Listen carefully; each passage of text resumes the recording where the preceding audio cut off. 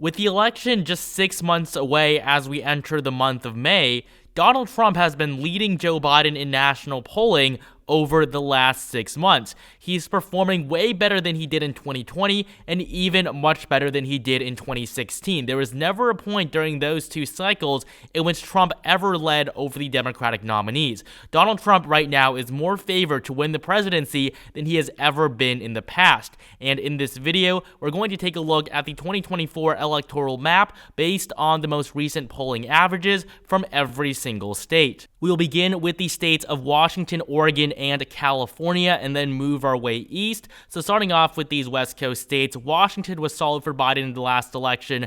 Today, he's only ahead by 10 points, which will make Washington actually just a likely Democratic state. In Oregon, Biden is doing slightly better. He leads by 12.5% in the polling average, so this will make it solid, but still weaker than his 16-point margin from last time. And finally, in California, we see a huge drop-off. Biden won the Golden State by 29 points in 2020. Today, he's only ahead by 21. So most of the West Coast states are still going to be relatively solid for Biden, but the margins are much shakier than they were last time. We're now going to move on to the first two competitive states on this map, Nevada and Arizona. These two Sunbelt states are going to be very, very close. Biden managed to win them both in 2020. Nevada, he won by 2.4%, the same margin that Clinton won it by in 2016. And in 2022, Democrats lost the governorship in Nevada to Republican Steve Lombardo. The incumbent Democratic governor lost his re-election. So Nevada really is a state that can flip to Republicans. If there's any state Trump is going to win that he didn't win last time, it's going to be Nevada. And according to the latest polling from the Silver State, Trump leads by 3.2%, which will make the Silver State a lean Republican state. In Arizona, Trump is poised to win this back as well. Joe Biden became the first Democrat to win in Arizona since 1996 when he won it in 2020 by a 0.3% margin. It was a very weak margin, and Trump can certainly win it back. According to the latest polling, he's ahead by 4.5 percentage points, so it's barely going to be leaned very close to that likely range. And remember, any state whose margin is more than 12% is going to be solid. Anything from 5 to 12 is likely. Anything between 1 and 5 is lean, and any margin less than 1% is going to be tilt. Moving further eastward to Colorado and New Mexico, both of these states were very competitive in the early 2000s. If you look at the election of 2004, we see Bush narrowly won both these states. In 2000, it was split between Bush and Gore. Of course, Obama flipped them in 2008, and in 2020, Joe Biden did pretty well in both Colorado and New Mexico, but Biden has gone from a 14-point margin in 2020 to where he is today. In Colorado, Joe Biden only leads by 6.5 percentage points in the polling average. It's less than half of his margin from the last election.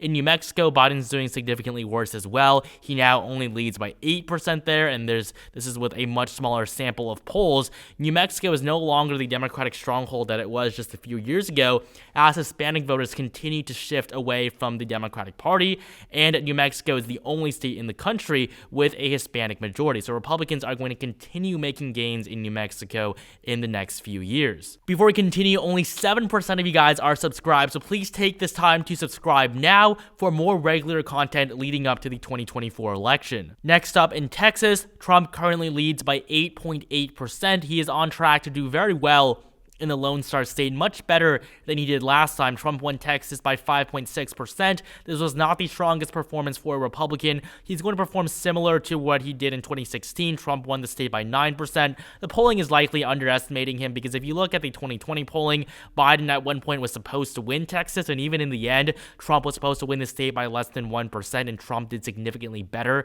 than what was expected, as he usually does. So Texas is probably going to be solid for the GOP this November, but according to the polling average alone, he is ahead by a very strong likely margin. In the remaining states here in the middle of the country, Trump is polling at solid margins in every single one of them by margins of 20 to 30%.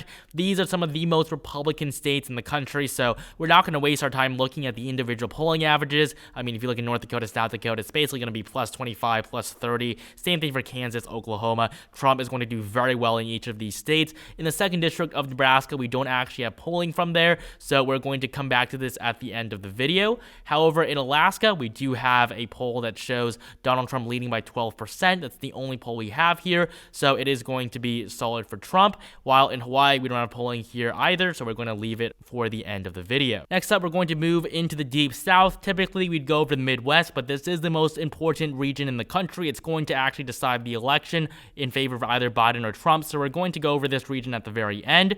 So moving into this southern region here, right off the bat, Trump is going to win many of the solid Republican states. We have polls in all of these states confirming Trump with a very high degree of dominance. He's leading by 20, 30-point margins in these Deep South states. So really the only competitive states in this region is going to be North Carolina, Georgia, and Florida. Now, Biden did manage to win Georgia. However, both North Carolina and Florida were Trump states in 2020. If you look at the map here, North Carolina and Florida both went red, even though they were expected to be blue, while Georgia was the state that seemed more conservative at the time. So in North Carolina, Trump won by 1.3% in the last election. Back in 2016, he won it by 3.7. In 2024, he's going to win it by around that 3 to 4 point margin like he did 8 years ago. According to the latest polling average, Donald Trump leads by 4.2% in the Tar Heel state. He's leading by a pretty comfortable margin. It's right under that 5% threshold to be likely, but he is really doing very well. In Georgia, a state that Trump lost in the last election, he leads by the exact same margin. The polling average in Georgia has Donald Trump ahead by 4.2 percentage points. And finally, in Florida, this isn't even a state that's really talked about too much anymore. It was one of the most contested states in 2020, 2016, 2012, even 2008. If you look back in 2016, Trump won Florida by 1.2. He won it by an even larger 3.4% margin in 2020. You go back to 2008, Florida was very close. In 2012, Florida was actually the most competitive state in the election, despite Barack Obama winning 332 electoral votes. Obama won states like Iowa and Ohio by 3 to 5 points, but Florida, he couldn't even win by 1%. That's just how competitive this state was. But over the last 4 years, we've seen a significant shift of Florida voters going to the right. And so today, Donald Trump leads by 9% in the polling average in the Sunshine State. So Florida isn't even going to be close. It's not going to be talked about. Trump can probably win it by a solid margin, but the polling average right now has him ahead by 9 points. We'll now move up the Northeast from Virginia all the way up to Maine, and then, of course, we'll finish off with the Midwest.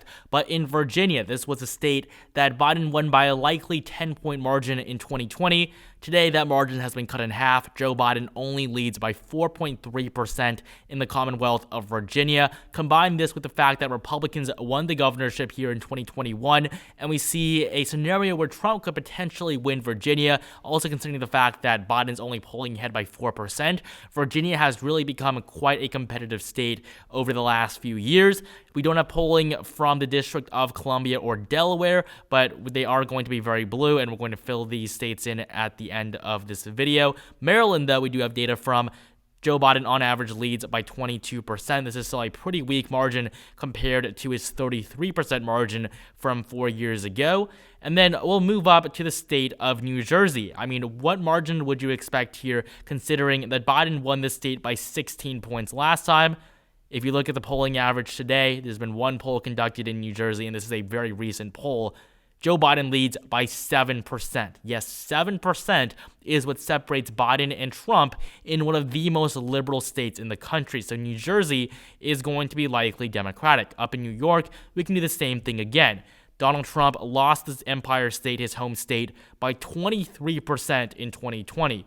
Today, Biden leads by just 10%, less than half of that margin based on the polling average. New York and New Jersey are no longer solid blue states. They're within play, and a lot of this has to do with the scandals we've seen from major Democratic leaders in these states. We had Bob Menendez in New Jersey and Andrew Cuomo in New York. Democrats thought they were invincible in these two states, but now they're going to get what they deserve with their leaders being so corrupt in both of these states in the tri-state area. New York and New Jersey are now likely states, and they are within play for Republicans. And to finish off the Northeast, we're going to move into New England. We don't have any polls from Vermont. However, in Massachusetts, Joe Biden leads by 21.8% on average. This is basically 2/3 of his 33-point margin in 2020. Massachusetts was the second most Democratic state in the country, 34% margin. It was only beaten by Vermont and, of course, the District of Columbia, which is a federal district. So Massachusetts has really seen a significant decrease in Democratic support over the last few years, just like what we've seen in states like California and Maryland. We'll see the same thing in Illinois later on. In Connecticut, Biden leads by just 11%. It's not even going to be solid anymore. I mean, these three states, New York, New Jersey, and Connecticut, Democrats are performing significantly worse this time around than they did in the last election. In Rhode Island, Biden leads by 17 points. And he is ahead by 8% in New Hampshire. New Hampshire is actually a state where Democrats have done quite well. Democrats did pretty well in the midterms there with Maggie Hassan, the incumbent Democratic senator, winning her re-election pretty easily, but they did also re-elect their Republican governor. So New Hampshire is quite a bipartisan state, but recently Democrats have performed pretty well. Up in Maine, this is where we see the biggest shift from 2020 in terms of the at-large vote. Donald Trump is actually expected to win the state of Maine. 2.5% is his margin in the polling average. I mean, just look at the state of Maine from 2020. It wasn't even talked about. It wasn't even supposed to be competitive. Biden won it by 9.1%. But now Trump has a more than real shot at flipping this state. In the first district, Biden leads by just 12%, while in the second district, Trump is doing better than Biden and is ahead by 17 points. So with both the districts solid for both parties, Trump is performing so much better in the second district than he did in 2020 when he only won by 7.4% that he's now actually leading in the entire state as a whole. And now moving on into the Midwest, this is where it's really going to go down to the wire. This is the region that will decide the election. So starting off with Minnesota, we see Joe Biden leading by just 2.3%. This is just a fraction of his 7-point margin from the last election. And if we compare this to where Biden is in Virginia, a state where his margin has been cut more than in half. If we look at Maine, Biden won the state by 9 points. Now he's expected to lose it. States like Maine, Minnesota, and Virginia are going to become the new battleground states for 2024. Minnesota is not even close to being safe for Joe Biden. It is one of the most competitive states right now. Donald Trump is performing better in North Carolina, Georgia, Arizona, and Nevada than Biden is in a state that Democrats haven't lost since 1972.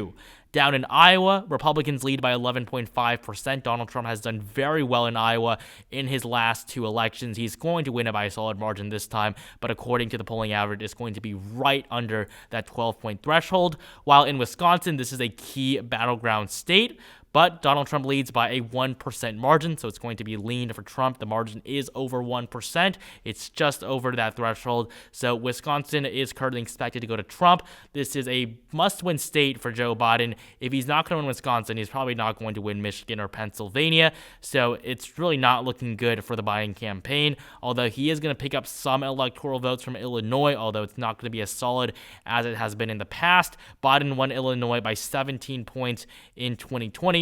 Today, he leads by just 10.8%. So Illinois is going to be a likely Democratic state. I mean, just look at the solid states that are no longer solid. Colorado, Washington, Illinois, New York, New Jersey. I mean, many of these states that easily went to Biden in 2020, he's going to have to fight for this November. And now to finish off the map with these four final remaining states, we're going to start with Pennsylvania. This was a state Biden won by 1% in 2020, and according to the polling average today, he actually leads by 0.5%. This is because of an outlier poll that had Biden up by 10 points. It was calculated into the polling average. There was not a single other recent poll that has shown Biden ahead in the Keystone State, but as a result of this one poll, Biden has taken a very small lead in Pennsylvania. While in Ohio, Trump is easily going to win the Buckeye State. He leads by 10% in the polling average, and just like Iowa, he's probably going to win it by a solid 12-point margin at least when it comes down to it in November. In Indiana, Trump leads by 20 points on average. Obviously, it's going to be solid red even without Mike Pence on the ticket. And finally, in Michigan, 3.3% is the margin that separates Biden and Trump. Trump leads by 3.3% in the Wolverine State, a state that he lost by a similar margin in 2020. And in 2016, he actually flipped Michigan and won it by less than 0.2 of a percentage point. So it's been very competitive over the last few years, but Trump really has taken a pretty strong lead in the state. So when we look at the map as a whole, Donald Trump is easily winning in states like Wisconsin, Michigan, North Carolina, and Georgia. These are supposed to be competitive states, but they really aren't at this point because of how well Trump is doing. But if we look at the states that we haven't filled in yet, these are all going to be solid Democratic states. And so with every single state filled in on this map, the 2nd District of Nebraska is going to be lean Republican. We have 296 electoral votes for Donald Trump, who is still on track to defeat Joe Biden this November, while the incumbent president will lose the election with just 242 based on the current polling averages from all 50 states.